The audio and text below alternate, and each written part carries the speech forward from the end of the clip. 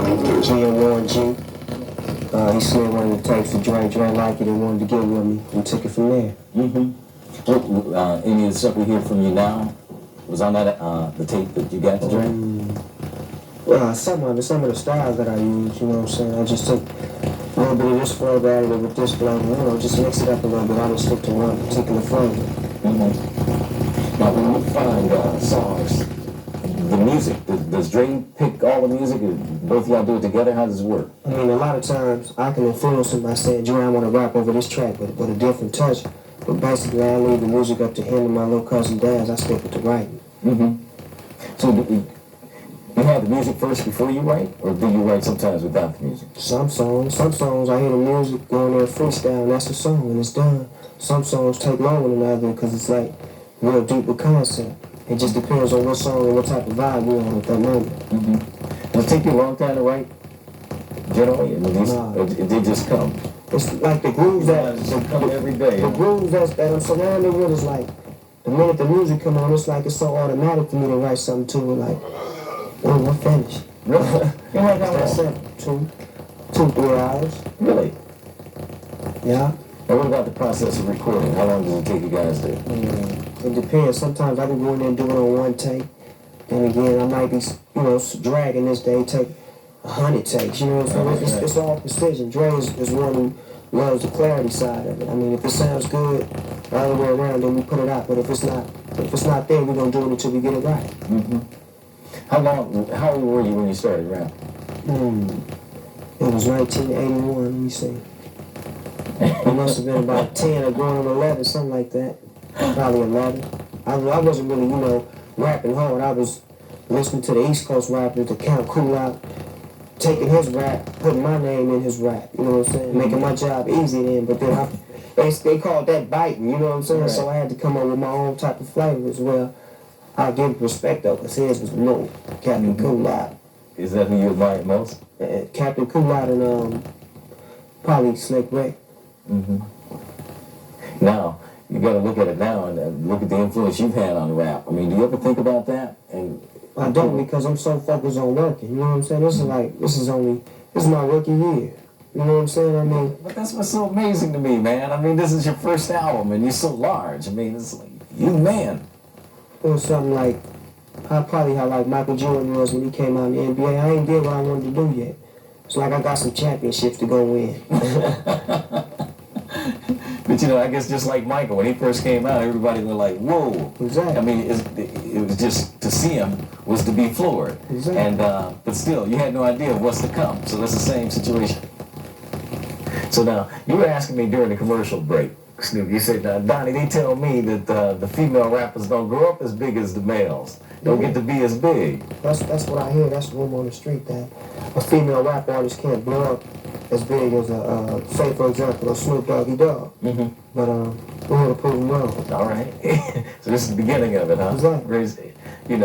They also said, I remember 12, 13 years ago, the rap was only going to be around for a year. Yeah, that's when I was in the lab, and Rose was in the lab. We was all listening to those comments, letting my forefathers, put their rap down, and now it's time for us, the younger generation, to just take it to the fullest and let them know it's here to stay. It's like a relay race. They pass it to us. Exactly. We run it, pass it to somebody else. They run it, take it from here. Well, that's the very reason you're here with Snoop today, exactly. Isn't it? Because He's passing the baton.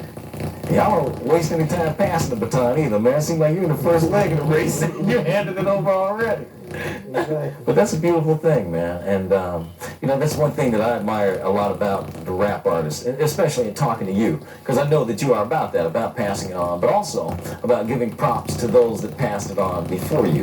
Exactly. You see that a lot, and I respect that. It ain't no fun if the homies can't have none. Who is it that you grew up listening to?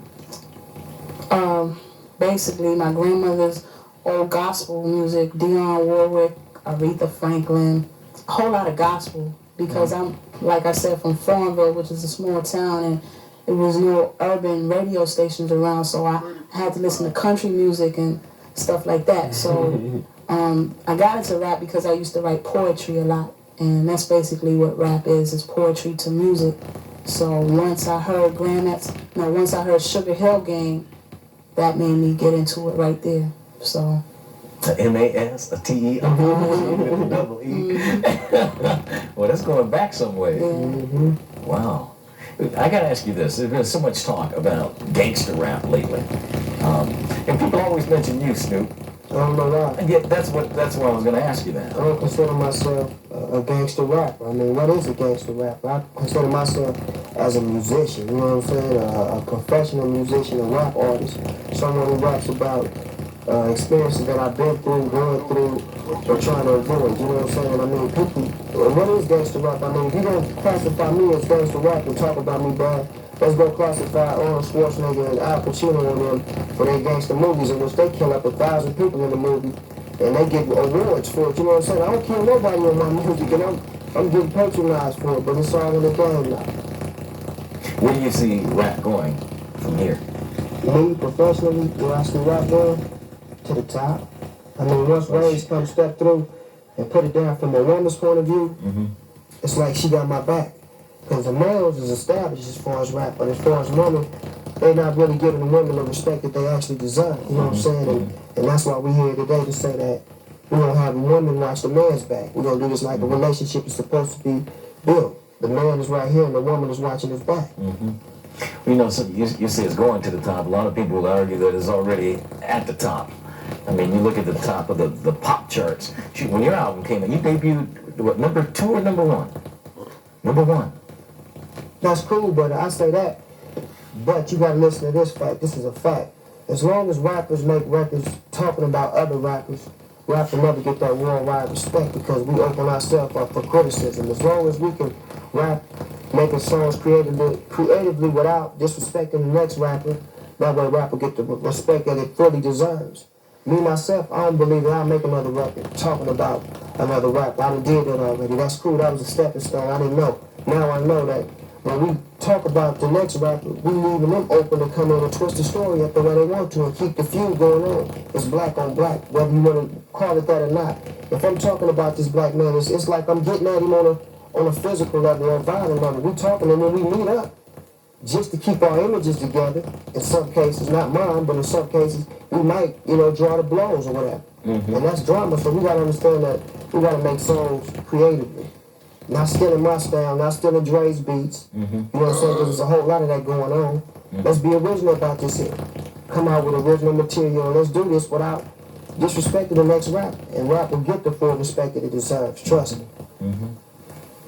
You must feel blessed, I mean, to be at this point in your career working with Snoop and Dre. Yeah. It's going to be a dream come true.